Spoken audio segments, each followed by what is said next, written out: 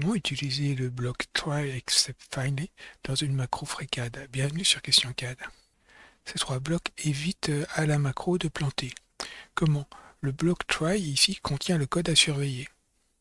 Le bloc except lui va lire l'erreur et si besoin la rattraper. Et le bloc finally lui s'exécutera toujours et pourra par exemple libérer des ressources, fermer des fichiers, etc. Il existe aussi le bloc else qui s'exécute si tout s'est bien passé. Et donc différemment du code finally. Alors le bloc try. Le bloc try, c'est ici qu'on va placer le code qui risque de mal fonctionner. Ici, dans cet exemple, ici j'ouvre un fichier et après je viens le lire. À quoi sert de placer try ici?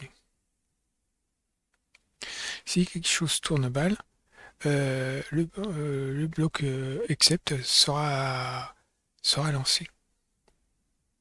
Alors, dans les bonnes pratiques, il faut éviter de mettre trop de code sensible dans try, parce que vous ne saurez pas quelle est l'erreur qui est survenue. Et ça ne vous aidera pas à débugger votre programme.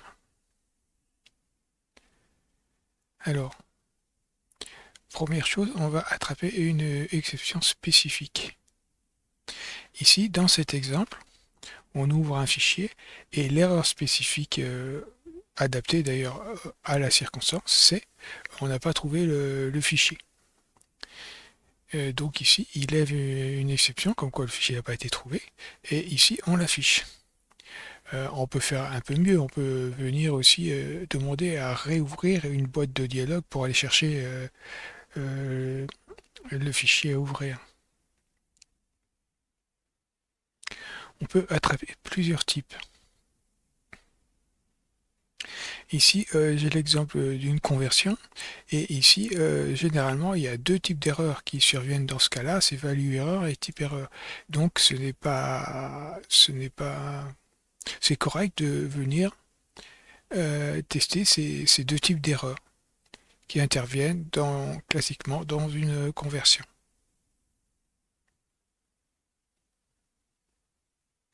Attraper tout type d'erreur. Alors là, c'est ce qu'il faut vraiment pas faire parce que vous ne savez absolument pas ce qui est arrivé. Vous pouvez à la limite afficher l'erreur, mais vous ne savez pas les dégâts que ça va pouvoir causer derrière. Et il y a encore pire que ça, c'est de mettre un except ici et rien derrière. Donc à ce moment-là, vous ne savez même pas quelle erreur est survenue. Et vous ne savez pas non plus les dégâts qui peuvent arriver. Et donc autrement, on peut aussi relever une nouvelle exception. C'est-à-dire que ici on exécute le code, ici on accepte, par exemple en value error, on l'affiche et on se rend compte que bon c'est pas quelque chose de gérable dans ce cas-là. On lève une nouvelle erreur à ce moment-là, qui pourra être gérée autrement. Le bloc finally. Alors celui-ci sera donc toujours exécuté. Ici on ouvre le fichier, on ne trouve pas le fichier, et dans ce cas-là, on vient fermer le fichier qui a été ouvert, de façon à ne pas laisser ça en plan. On libère la ressource. Alors pourquoi finally? Ici, le nettoyage est garanti, et même si l'exception survient. Et même en cas de return, de break, etc., ce bloc-là sera toujours exécuté. Alors voici un exemple complet de tous les blocs.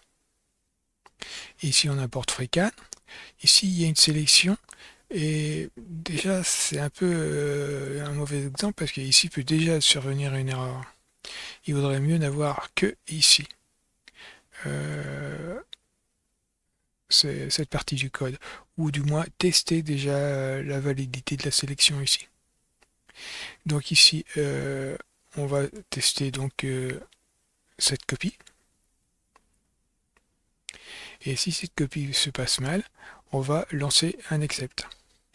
Un except de attribut erreur, index erreur. pas de sélection ou mauvaise référence. Et donc là, on va lancer une boîte de dialogue. Et si tout s'est bien passé, sinon, donc si tout s'est bien passé, on renomme ici notre esquisse. Et finalement, on vient nettoyer la sélection. On efface les sélections. Et on dit que tout s'est bien passé. Donc en bonne pratique, spécifier les exceptions. Et il faut éviter de capturer ce qu'on ne sait pas faire, ce qu'on ne sait pas gérer. Il faut garder un try très court, pas mettre plusieurs commandes sensibles à l'intérieur, sans savoir lesquelles de la première ou de la seconde erreur est survenue. Et éviter de masquer d'autres erreurs. Utiliser Finally pour surtout pour les fichiers, les sockets, les verrous, c'est des choses qui sont sensibles. Préférer les contexts managers, alors ça j'en ai pas parlé et c'est quelque chose qui est à voir plus tard.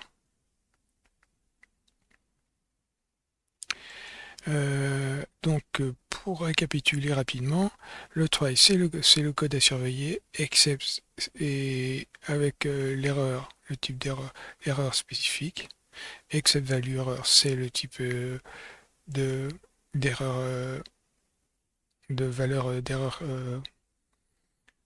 comme texte et puis réel. Else c'est si l'opération s'est bien passée et final, c'est pour terminer la boucle. Dans cette macro, je vais vous montrer ici un exemple de récupération d'erreur. Alors ce n'est pas quelque chose de pratique car dans les faits, on peut demander à PYSide, ici, le module qui gère les fenêtres, d'avoir des boîtes de dialogue pour les réels. Donc on n'a pas à s'occuper des conversions dans ce cas-là. Mais cette macro est utile pour l'exemple de récupération d'erreur. Ici, voici la fonction qui va récupérer l'erreur. Vous voyez qu'il n'y a vraiment pas grand-chose.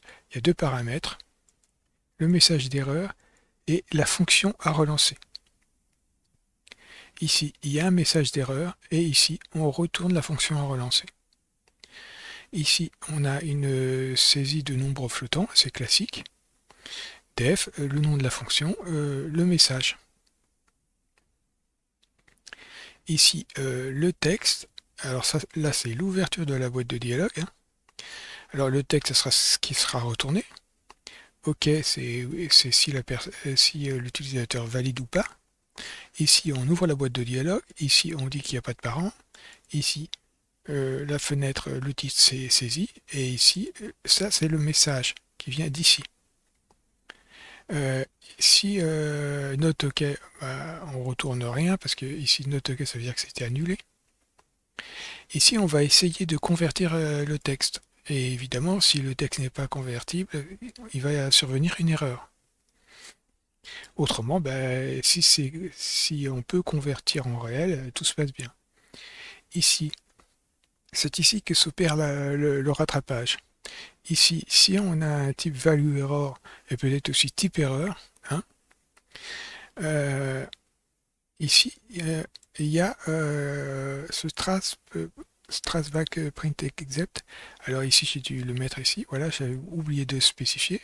Ici, ce module permet c'est un module de traçabilité et c'est lui qui va tout afficher l'erreur complète ici.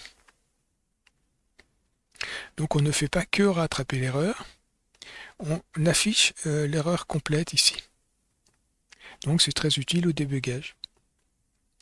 Et voilà comment on rattrape l'erreur. On fait un return ici sur l'except en lançant la fonction qu'on a vue tout à l'heure, celle-ci, en lui donnant donc le texte qu'a rentré l'utilisateur ici, et en disant ici, donc ici le texte, ça c'est sa saisie, et ici en lui disant que ce n'est pas un nombre. Et lambda, ça sera pour appeler la fonction getFloat à nouveau. C'est-à-dire qu'on viendra boucler sur cette fonction ici, avec le même message ici, le prompt d'entrée. Alors c'est peut-être un peu confus, le mieux c'est peut-être de lancer la macro et de voir comment que ça se passe. Ici, c'est la fonction principale. Et ici, je vais lui demander d'entrer un côté.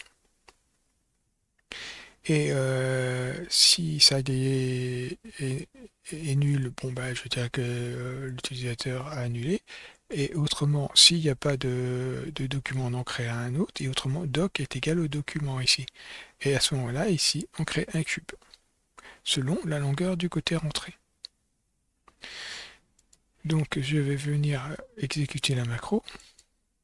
Et je vais d'abord essayer avec une mauvaise valeur. Alors je vais faire 25 et $. Par exemple, si j'ai tapé sur entrée, mais avec $, il me dit que 25 n'est pas un nom. Et vous voyez que ici, le message complet d'erreur s'est affiché. Je clique sur OK et il me repropose la boîte de dialogue. Ici, je fais une double erreur ici. J'ai tapé malencontreusement 2 fois le point. Il me dit que ça, ce n'est pas un nom et il me propose de réessayer. Donc souci, je vais quand même lui donner un bon